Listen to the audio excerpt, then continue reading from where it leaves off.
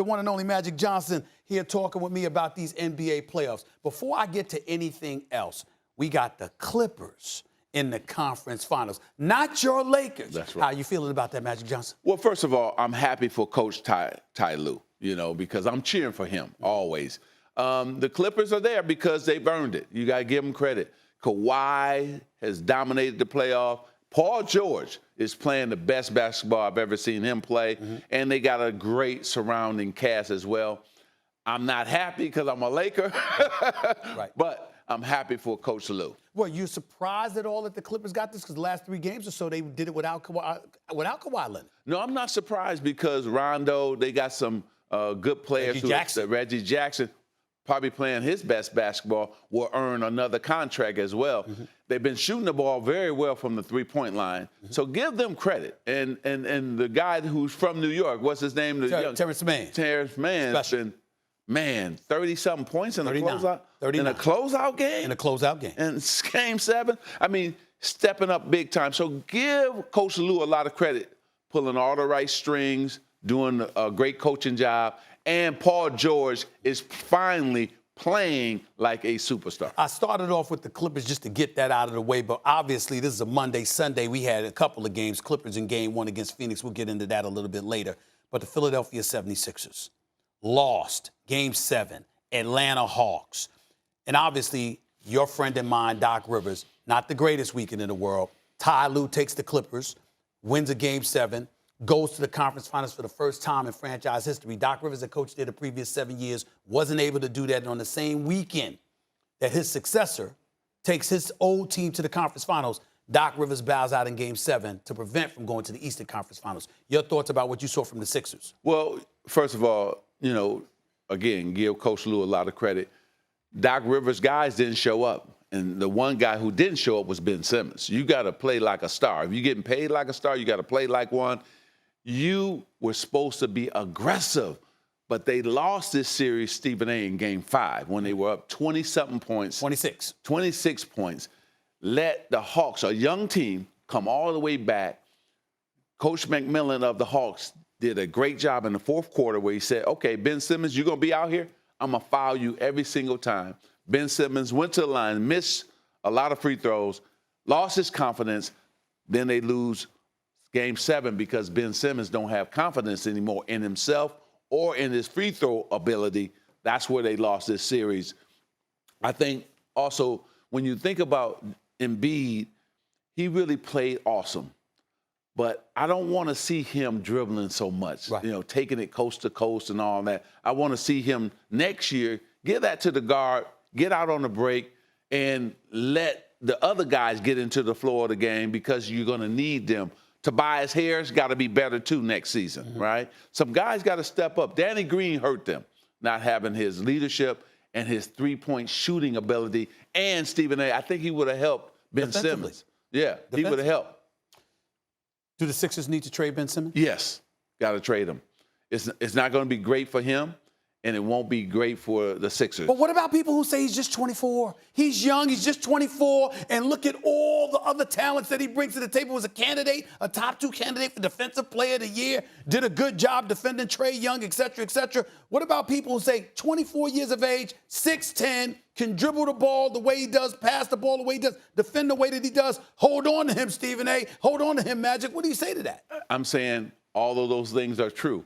But sometimes you need a new scenery, you need a new team, because when you lose your confidence in the playoffs and everybody, your teammates, the town is counting on you to perform and perform at a high level, and you don't, you got to go then. He's got to go find a new home, somebody that can help him hone his skills, get better at free throws, get better at shooting the jump shot. I think he needs a change. All right, so you were once the president of basketball operations. Last time I checked, not just a Hall of Famer and a 5-time champion. Where's the ideal landing spot for Ben Simmons, Magic Johnson? I don't know the place, but he needs to be with a strong veteran team that he can look and say, you know what, I'm just the 3rd or 4th option on this team. Just like Andre Iguodala did when he left the Sixers, went to Golden State. He was that 4th option. It worked out great for him. He had a great career with the Warriors. I see the same thing happen for Ben Simmons wherever he lands. Well, he can go to the Warriors. That would be great for him because with Klay coming back and with Steph sitting there, two leaders, two champions who can say, and Draymond Green, who can say, hey, man, come here. You go come up under my wing. I got you. All you got to do is do these things for us to win, and don't worry about it. I can see where you're coming from with that because I can see him in Portland for C.J. McCollum. I like that. I like that. Golden State, if you traded Andrew Wiggins in a first-round pick to get Ben Simmons, that might work because you got him there with Draymond and what have you. So and with Klay and stuff. So that's definitely a viable option. But let me get to the big story of the weekend in my mind. All right. That's the Brooklyn Nets. The Brooklyn Nets ended up losing Game 7 of the Greek Freak and the Milwaukee Bucks. Let's go to Milwaukee route first before we get into the Brooklyn Nets. You like what you saw from Giannis? I loved it. I loved it. Listen, the last 2 years, we've seen him get frustrated and not understand what he had to do to go up against that wall when he was coming down on a fast break or half-court offense, and he was trying to go at his man one-on-one, and they built a wall to defend them. He got frustrated.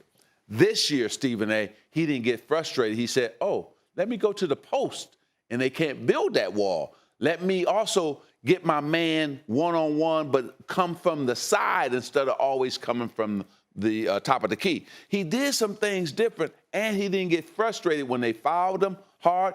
He went to the line, hit some free throws in Game 7. So this is a much improved, mentally improved Giannis, and that's why they were able to advance. Maybe that's who Ben Simmons needs to talk to get his mind right. Ooh, good suggestion. I would do that tomorrow. If I was Rich Paul, Ben Simmons' agent, call Giannis. What did you do to last summer to improve? Maybe that's what he should do there. But knowing Giannis, he might not want to help him. That's the competition. They might not want to help him. Now, but let's get to the Brooklyn Nets. And I've been on the record stating this. You had Kyrie taking time off when he wanted to. Yeah. You had James Harden coming into camp out of shape. I understand he wanted to go to Houston, so I'm not as hard on him about that as other people were. But nevertheless, you might not have a hamstring injury that was plaguing you if you came into camp ready to play. That's a great point. Over to the season. You and Kyrie and Kevin Durant both signed off on Steve Nash. They didn't have to. No coaching experience whatsoever. A lot of people out there looking at the Brooklyn Nets and said they got their comeuppance. This is what they deserved because they didn't prioritize all the ingredients necessary to win a championship. What are your thoughts about the Brooklyn Nets in the aftermath of them going home? Well, I think you're right, Stephen. And when you put your eggs all in one basket, relying on the three guys, right? Durant, Harden, and Kyrie Irving, then they get hurt. And now Steve Nash really got to do some coaching, right? And he wasn't that experienced coach, so he didn't know quite what to do, right? So that hurt him. And they didn't have the proper role players. See, to me, they still got to make some moves if they want to win a championship next season. Because right now, you don't need another scorer in Joe Harris. You don't need him. You need role players, tough guys who can come, get you second possessions in terms of offensive rebound, who can lock somebody up on the defensive end because those three guys are offensive-driven guys. So you need some tough, defensive-minded guys to go along with those three guys. So I say trade Joe Harris, bring in more guys, P.J. Tucker type, Draymond Green type, on and on and on. You need those type of guys if you're going to win a championship. So with that being said, with the teams that remain in the conference finals, we've got Milwaukee versus Atlanta. We've got the Clippers versus the Phoenix Suns. Who you got in the East? I got Milwaukee. Experience, they're prime, they're ready, and Middleton is playing like an all-star right now. What about the Clippers and Suns? I think CP3 comes back and leads the Suns to the NBA Finals. Milwaukee and Phoenix in the finals. I want Chris Paul to win. So do I. Because of what he's meant to the league. But I'm going to pick Milwaukee. Because? Because I think that they play the styles. They can beat you in so many different ways, right? If Giannis is playing on top of his game, Middleton on top of his game. And then I think Drew Holiday will be able to control a little bit about what CP3 does in the finals. Not to stop him, but contain him. Let me stay with you real quick and transition rather to LeBron James, because he made some news recently when he was going off at the league about bubble play. Yeah. He looked at all of these injuries that have been taking place, and he said, I told them we shouldn't have come back so quick. I think that's straight garbage in my estimation, not to knock LeBron, but I completely disagree with him. You had 4.5 months off before the bubble. Only 22 of the 30 teams showed up in the bubble. 6 of them didn't qualify for the playoffs, okay? And then the rest of them, most of them rather, played until September, and they were gone. And then you had about 4 teams playing from September into October. So the vast majority of the league, as far as I'm concerned, had plenty of time off. No excuse for all these injuries. You got to take care of yourself. But what was your reaction when you saw him coming at the league about, hey, I told y'all we shouldn't have came back so soon after bubble play? Well, you know, it's you can do that after you lose, right? Now you're sitting there saying, oh, this is the reason why we lost. No, that's not the reason, not injuries. So for me, I think he shouldn't have said it, you know, and also, too, we can't use excuses, right? LeBron, you got that $40-something million check. Everybody got their check. Nobody was complaining, right? So I think that for me, if you lose, you lose. If guys get hurt, you get hurt. But don't make that be the excuse, right? To me, that 2 things happen.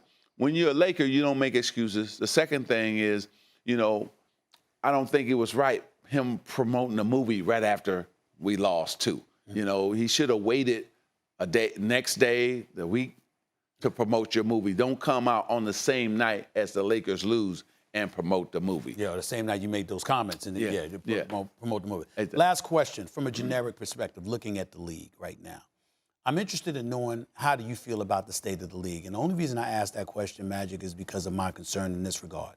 There's an awful lot of stars, true, that have been down and have been injured. But in the same breath, everybody's prioritizing the postseason so much. You got guys sitting out, they ain't even hurt. They're sitting out to prevent themselves from getting hurt, which I've never heard before, especially with the money that they're getting paid. And one could make a legitimate argument that it's turning a lot of fans off. And I think NBA owners and the league itself are going to remember this come CBA time, collective bargaining negotiation time. What are your thoughts about where the league is right now in terms of a player mentality, about understanding the importance of going out there and prioritizing regular season play and giving the fans what they pay to see? You have to. I'm so disappointed in the players when I look, and it's a national TV game, it's a big game, and we look at both superstars are sitting out for no other reason than talking about load management. That's not healthy for the league. It's not good for the league. We saw the numbers down, right? It's a reason for that. And so these guys got to say, listen, it's my job. I'm getting paid to play. I don't understand this whole mentality of I'm going to sit out because I could potentially get hurt. And it's not about my day versus this day. We played 82 games. That's what we did. We just went out because that was our job. And we wanted to promote the league, because if we promote the league, it's going to come back to us, right? So I hope that next season, all these guys say, listen, it's better for me to play. These 20,000 people paid to see me play. I want to play. And it's also good for my teammates. What happened to the Lakers? This killed the Lakers. LeBron couldn't play sometime. AD couldn't play. They got no rhythm. The Laker players didn't know how to play with them once they did come back. And it cost the Lakers a lot, right? Because they just struggled. We never got going as a team. So hopefully next season, AD will be healthy. LeBron will be healthy. Those role players will know how to play with them. And the Lakers can play good basketball. And you'll have your medical staff in place because they're changing, they're doing overhauls with the medical staff. So apparently it's their fault. That's right. Even today they're doing overhauls. Yes. But, you know, I'm not in the locker room, so I don't know what happened in terms of injuries and all that and why they're changing. But I would say this. I hope all these players, superstars all the way down to the 15th man, be healthy and play every single game. Yeah.